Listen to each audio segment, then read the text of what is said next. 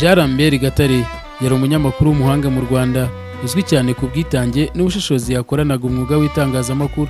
Yakoze mu bitangazamakuru bigiye bitandukanye birimo Radio BBC, Radio Rwanda ndetse no kuri Radio Isango Star, aho yari ari mu itsinda ry'abayobozi bakuru.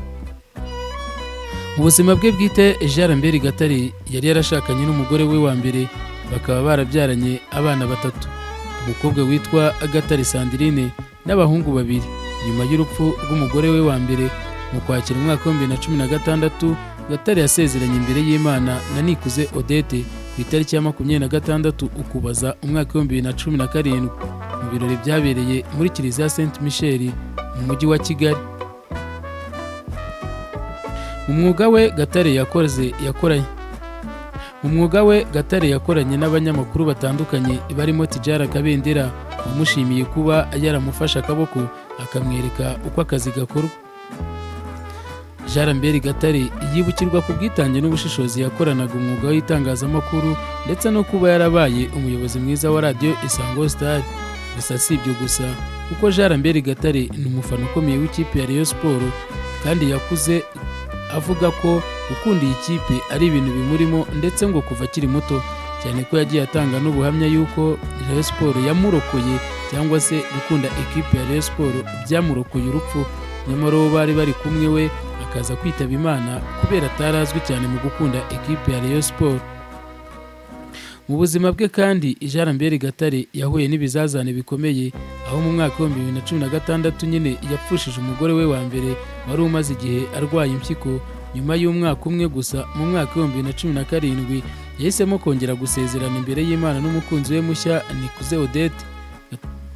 Gatare kandi azwiho kugira uruhare mu kuyobora ibitangazamakuru bitandukanye nk'uko nabikubwiye haruguru. Aha twavuga nka nyuma y'urupfu rwa Burasa, yabaye umuyobozi w'agateganyo w'ikinyamakuru Rushyashya, aho yakomeje umurongo wo gutanga amakuru arwanya ibihuha no kurwanya ingengabitekerezo ya Jenoside. Mu mwuga we, Gatare yagiye akora ibikorwa bitandukanye by'itangazamakuru by'umwihariko mu mikino, kandi yakomeje kugira uruhare mu iterambere ry'itangazamakuru mu Rwanda. Jean Lambert Gatare yibukirwa ku bwitange n'ubushishozi yakoranaga mu mwuga we w'itangazamakuru ndetse no kuba yarabaye umuyobozi mwiza wa Radio Isango Star. Kugeza ubu nta makuru ahari yerekeye itariki cyangwa impamvu y'urupfu rwa Jean Lambert Gatare, gusa turacyakomeza kugenda tubakurikiranira icyo uyu mugabo yaba yazize. Igihari cyo nuko Jean Lambert Gatare yari ari mu Buhinde, yari yaragiye kwivurizayo, gusa indwara yaba yamuhitanye ntabwo iramenyekana.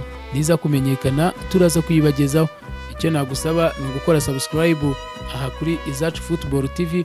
Waba uri umukunzi wa Rayon Sports, twagusaba kandi gufata mu mugongo Jean Lambert Gatare, by'umwihariko abakunzi ba siporo n'abari hafi mu muryango we bakomeze kugira ukwihangana.